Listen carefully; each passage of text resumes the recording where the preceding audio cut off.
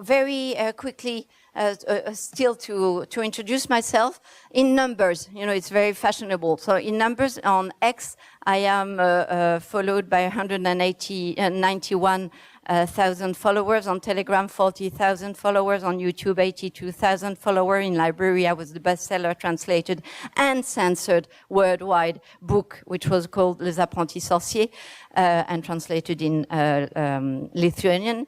I was not allowed to play on Facebook. I created an account and I was kicked out immediately. I was suppressed on Wikipedia. Then they rebuilt my page saying only false things. I was banned from a number of boards, committees. I was responsible for the epidemics of demonstration in France. So, yes.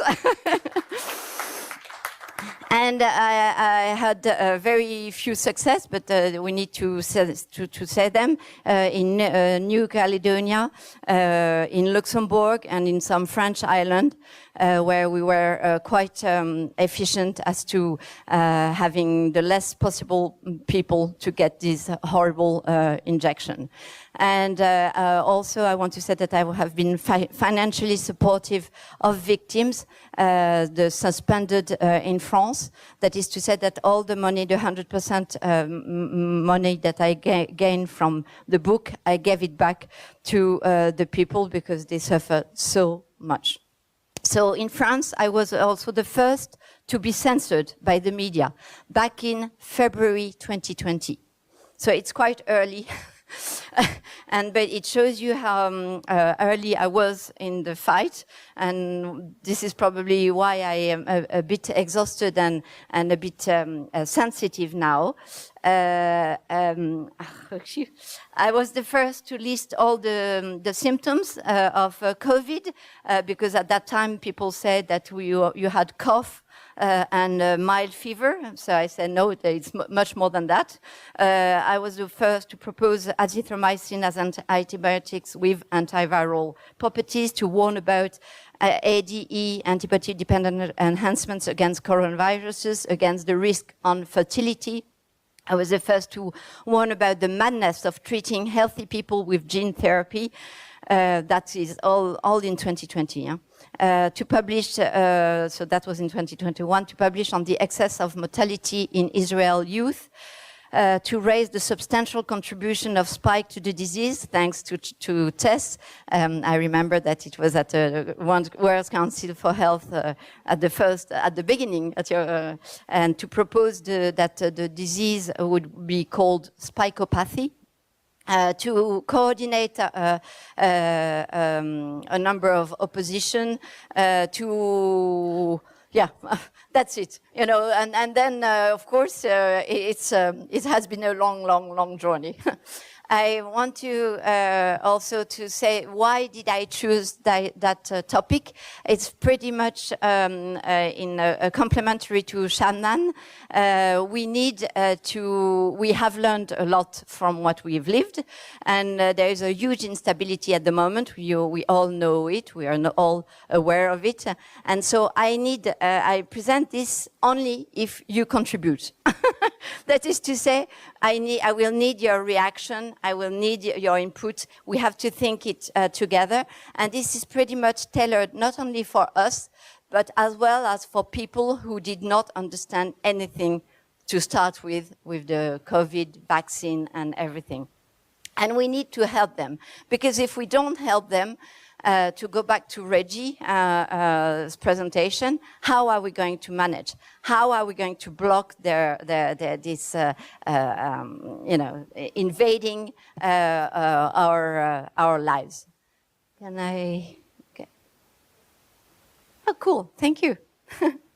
So our crisis planned? Oh no, this is way too conspirationist to say that they are planned. No, they are just prepared.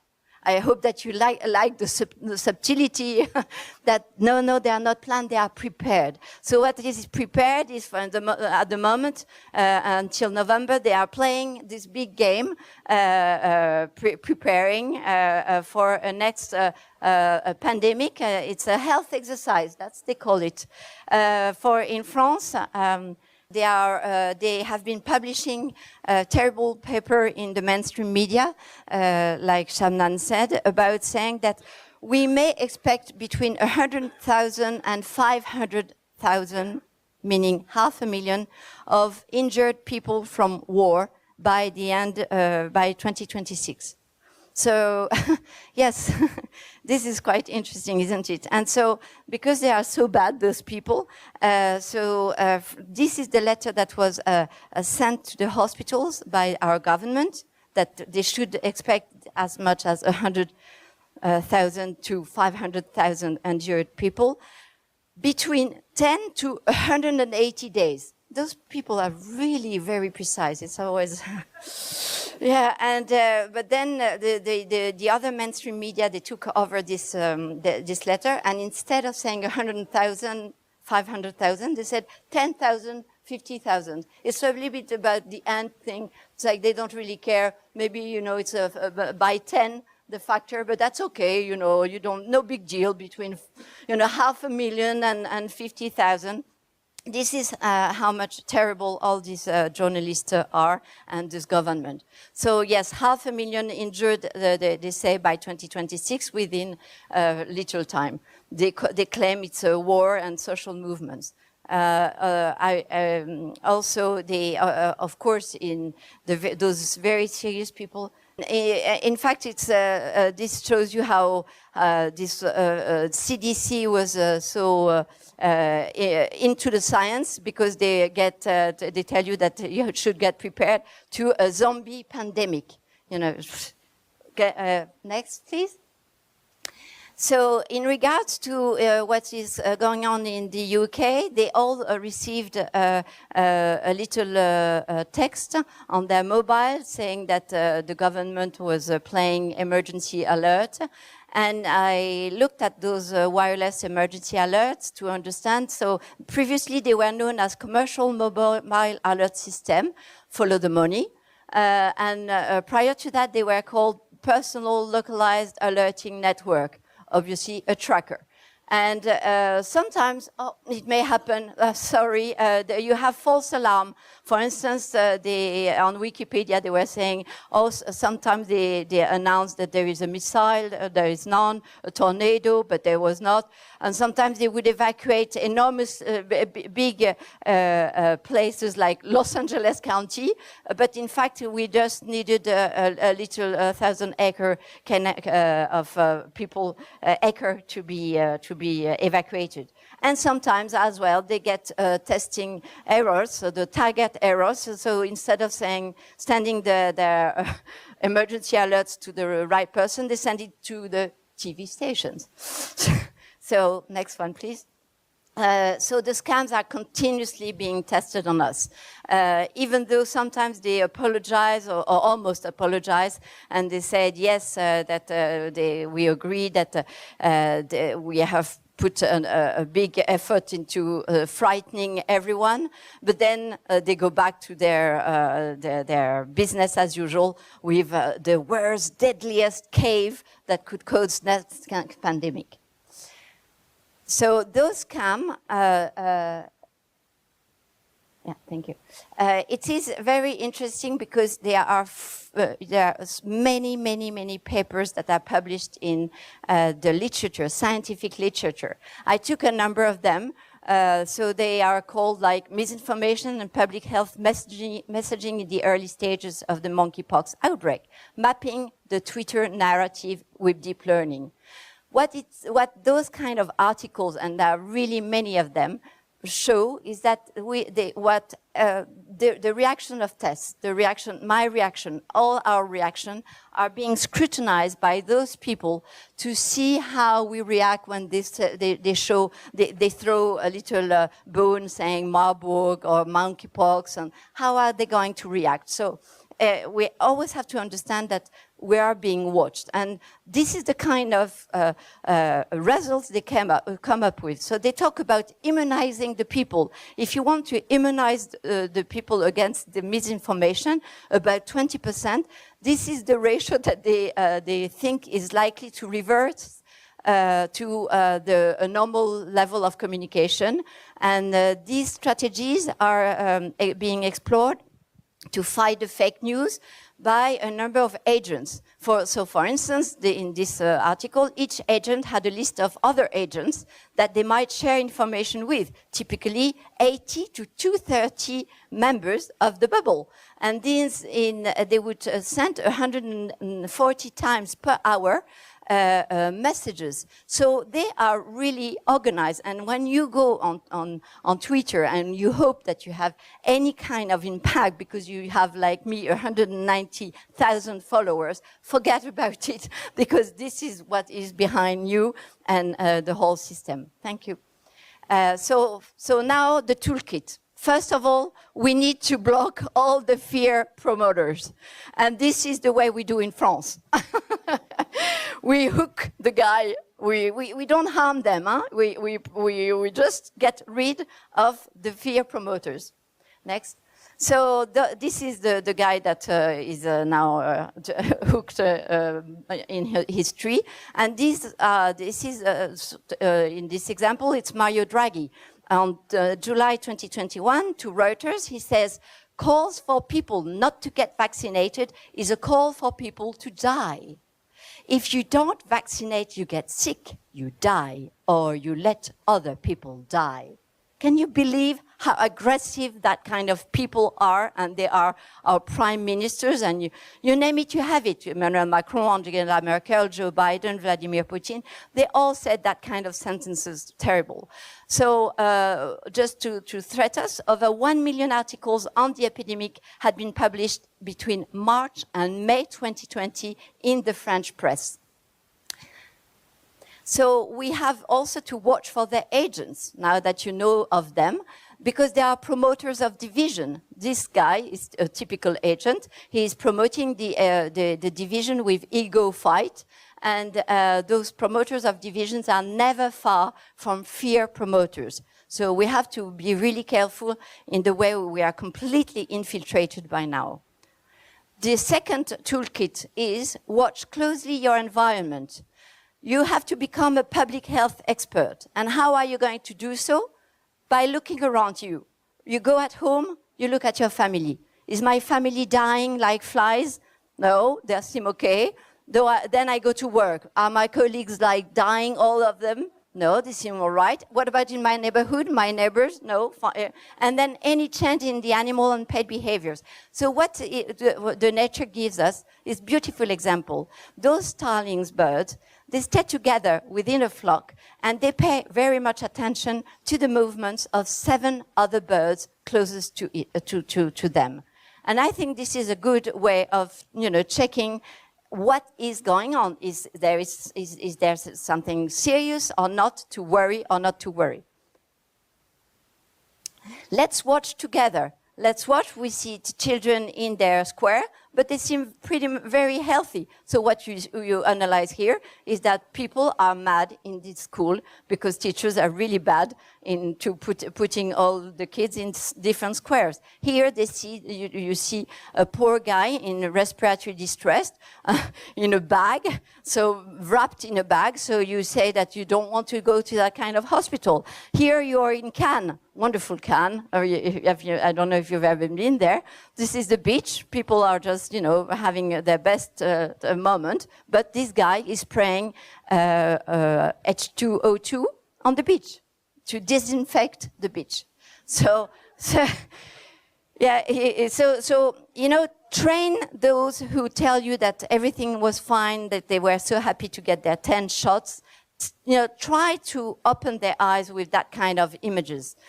Become an expert yourself in infectious disease, and you have a great teacher here who is Fauci, because Fauci, when he looked at all the different pandemic, 1918, 1957, 1968, he had this very nice conclusion that, in fact, you do not die from viruses, you die from secondary bacterial infection. So the conclusion of that article was basically that pandemic planning needs to go beyond addressing the viral cause alone, because obviously the virus is not the cause of your death, which is interesting when you know what has been his policy. Next one, please. The third toolkit, use your words and your criteria and not theirs. And this is, I really want to stress that for you, all of you, because I kept on listening to you all. You use their words. You use their jargon. We should never use their jargon. This was not a pandemic. It was an epidemic of madness in a healthy world based on a PCR fraud. It was not a deadly virus. It was SARS-CoV-2 being a human-engineered bioweapon circulating since 2019. It was not a vaccine. It was false experimentation with poisonous products. It was not a lockdown. We were home gelled. And there was 5G blossoming everywhere while we were home gelled. This is not mRNA vaccination. It's the first mass genetic modification of human. This is not a call for solidarity. It's a call for the extinction of solidarity in a control-freak society packed with traitors. It was not about facing a health crisis. It was about enemies who became the health providers, the police, the church, the schools, the restaurants, the sport facilities, enforcing insane rules and laws. This is really important. Go and use your own words, but don't use their words, because then you understand what's going on. Fourth, so there will be 7 points, don't worry. Fourth, think about your first aid kit. It is good to remember what used to work as opposed to their health solutionism. So let's say we listen to the BBC and fighting the flu back in 1959. It is so interesting to listen to those people. They would take vitamin C, lemon barley, whiskey, boiled water, Spanish onions, brown sugar, vinegar, whiskey again. That sounds good, like having a flu. Hot rum, punch with a jolly good sweat. So what it is that they were putting a lot of enforcement onto sweating, onto getting your temperature high and sweating. This has completely disappeared in the way we treat patients at the moment. And so in my institute in Mauritius, that's what we do, is we keep on looking few solutions that are easy to reach for everyone, that you don't need to buy from any one of us. And those are like vitamin D, C, moringa, bartemisia, licorice, ravinsara, curcumin, lactoferrin, propolis. All these are fantastic and they are only part of all these ingredients that we find amazing antibacterial, antiviral, anti-cancer. And you don't need to stick to your ivermectin like, oh, I don't have ivermectin, I'm going to die. No, you're not going to die. There are many, many solutions, and that's the good thing about my presentation, is that you get to learn that there is also this honeysuckle tea that's from the Chinese medicine, and it's actually fantastic against different viruses, or like different conditions, influenza, enterovirus, varicella, dengue, and COVID. And we even know the way those kind of herbal tea work. They work through my specialty, which are the microRNAs. So it's very interesting because it's not all recipe grandmother stuff, it's known stuff. Thank you. Please. And I want to stress again to your attention that basically in COVID, almost all drugs were efficient, but paracetamol. The only one that, that would increase the risk were really paracetamol and PPIs, and all the other ones, they all worked. So that is to say that you don't need to stick again to HCQ and whatever, because early in 2021, we already knew that, Nigella sativa worked, melatonin worked, and, all these molecules worked. So basically, treat yourself if you are sick. Take any drugs that you have at home. Number 5, define what is non-negotiable. Non-negotiable is no compromise on those intrusions into your body. Typically, of course, the injection of but also this PCR test that they wanted to take annually.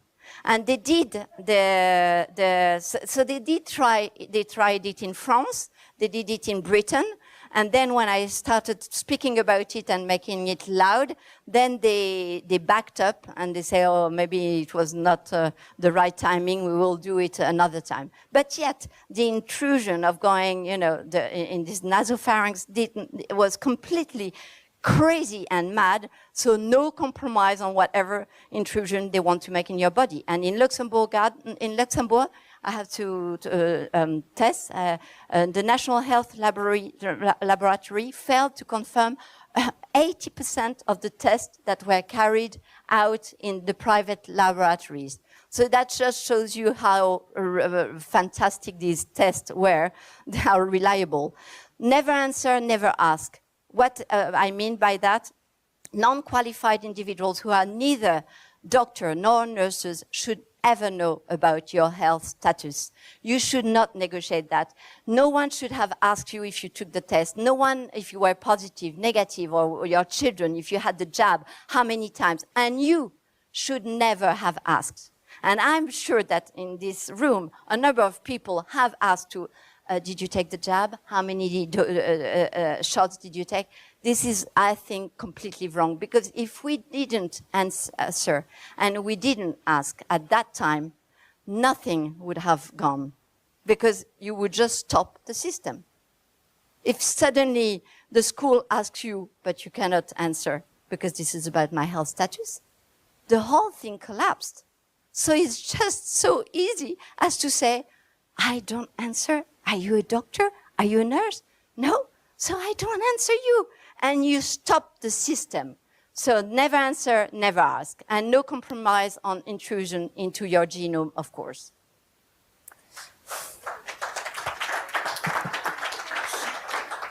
Reboot your immune system. It's important as well. There are so many ways you can do it. I like this PNAS paper saying that biodiversity from the natural environment create an ecosystem that is so good for your immunological system, but also from your psychological system. That is to say, walk in the green space, dog walking, social interaction, sunlight, exercise, and all that is common sense, obviously, but it's so good to see it in a PNAS saying it works. And the same thing goes with the circadian rhythm. And we are, a number of us, we are a little bit, we work late at night and stuff. I want to stress how circadian rhythmicity is a factor in immune system optimization. Dysynchrony of the circadian rhythm and immune system may lead to increased susceptibility to infections. So this is really important to respect the circadian rhythm. Play collective, yes. Build yourself a mini society of individuals that can help you and that you can help. What do I mean by that? I thought about myself and I said, okay, so, tomorrow if there is some kind of real crisis, it can be a fake, it can be a real one, I don't know, I will need food, okay? So how do I get my food? I don't have a garden, I don't grow anything, so I need food providers. Okay, so there is this little grocery supermarket that I know the people. Have I ever took the time to explain them the situation? Never. Okay, so if now tomorrow they don't provide me the food that I'd like to have or they close their grocery store, it will be my fault because I never invited them to take a coffee and to explain them the situation. So this is just your responsibility and it is mine to explain any individuals in this list, the food providers, the health support, the drug, the one, maybe pharmacy, maybe doctors, the water source, the one who will provide the water if you need it, the smile and laugh exchanger, identified if I need to laugh, I need to smile. If you don't find a partner to laugh and to smile, you're in big trouble. So identify just like the birds will do with the 7 around them, identify someone, identify a compass for you. That is to say, in the days you are really down, you need a lighthouse in the darkness. Who is that person who brings you some light when you feel dark? just listening to his or her voice, just being with him or having news from him or her. And a home refugee, that is to say, a refuge, that is to say, identify places that you would feel good to go to, and they may be not your home. Avoid virtuality. So this was in a Nature paper. This woman who looked nice, huh? She was just Catherine Jansen, the head of Pfizer vaccine R&D research and development department, and the title of the article was "COVID vaccine. We flew the aeroplane while we were still building it." Whoa! Did you really? Did she really fly this aeroplane? And how did people react? Are they happy? You know, it says, how dare they avoid virtuality, avoid that kind of persons? Who said we were facing a pandemic? So my question is, did those actors get paid? Because, okay, now we're facing the Guardian, the Telegraph, l'Express, French government. So they are just, you know, showing the same kind of pictures. And so when you look at this picture, you should not say, oh, this is rubbish, you know, they want to scare me. No, look at them. Now we have a number of hypotheses that could be compatible with simultaneous people falling dead in the street. One would be nuclear bombing. But it doesn't seem that there was a nuclear bomb here. Another one would be asphyxiating gas. But then those guys with their mask would fall down, wouldn't they? Lethal radiation could be poisoning, or maybe they were just actors. So you hear all the time during COVID, but that scenario is wrong. And too little people know about that. SARS-CoV-2 already circulated back in March 2019. I've presented that slide many, many times, but each time I think I need to repeat, because when they say, oh, it's the Wuhan thing here, the Wuhan. Okay, so March 2019, so 1 year before they declared this pandemic, in Barcelona, Spain, you had SARS-CoV-2 traces in the wastewater. And you go in 2019, in these different countries, Spain, Italy, France, Brazil, United States, with different cohort, with different techniques, whether PCR or antibody check, and you get the same information. SARS-CoV-2 was circulating in March 2019. So don't ever say during COVID. And now, in case you live in the city, are you okay? And you know where is your well, the nearest well? Yes, you have it. It's here. Don't worry. If you have no more water, you do have a tank full of your water. So the only thing is that you should manage is to get your whatever you do normally in that hole, to put it in the bag and not to flush, to close the bag so that it doesn't stink in your house. But you have a tank full of water. Same with a bathtub. It can contain a lot of water. So you have your own well, even in a city. And about food, you say, oh, I forgot to speak with the grocery store. I forgot to have my friends and my mini society. Yeah, but you maybe have some little things that you can grow, and you have your fresh vitamins, and it takes no time to get you grow your own vitamins. Now, in case you miss out completely, this is typically my case. I give advice to people, but I forget about taking care of myself. So don't worry, it's okay. We can always drive fast. And dry fasting physiology is amazing and has a lot of properties. So let's say I cease drinking and I cease eating for 5 consecutive days.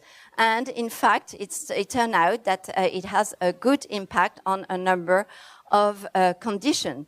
And even for the diabetic person, they were very interested in 2025 to see the results, and they say that it could be a therapeutic approach for obesity and different type 2 diabetes and other metabolic diseases. So I think this is very important, because they keep on telling you that if you do not have your water, you die.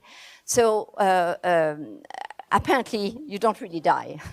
And you can be safe for 5 days. The only thing important, you can even dry fast longer, but the thing that seems to be really important is when you start eating again, be very, very slow. Very slow, like only a little vegetables, water, and slowly. So basically, the time that you've been fasting, you should almost double the time you take to get back to normal food. And don't do that if you want to waste weight. It's not a good way because you recover the weight you just lost. And in case you in case you really missed everything, and on top of that you were at the wrong place, at the wrong moment, it can still be okay.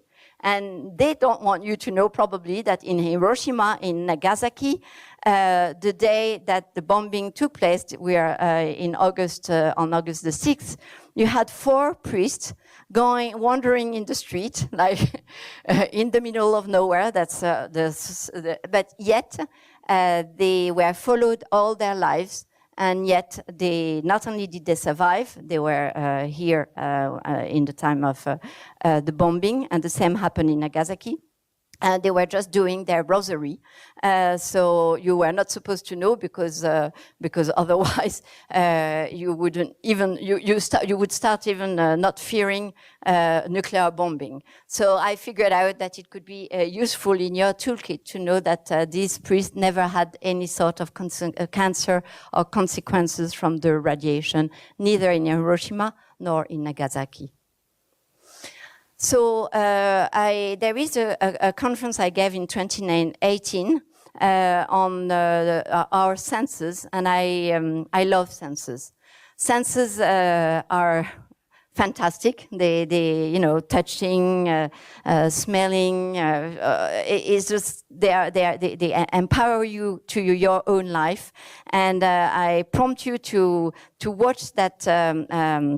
TEDx, because I got really attacked for this as well, about the treasure box of unexplored senses, because it just makes you realize how wealthy we all are just by being who we are. So now I will quickly recover all So if you are afraid that the sky is about to fall on our heads, like we French people pretend to be, fear not. You may be David against Goliath. Goliath may look really awful, but yet you know that David wins at the end. Get rid of those who scare you. Watch closely your environment and your neighbors. Use your own words and not theirs, and not their jargon. Think about your first aid kit. Define your non-negotiable and be just like Caesar. It will be non-negotiable. Use your senses, build your mini society, avoid virtuality. Basically, have fun, enjoy. Next slide, please. And it will be my last one. And let's play at defining the never again with those who are still happy with what happened. Never again guinea pigs, never again in jail, never again Muppets, never again GMO, but always together.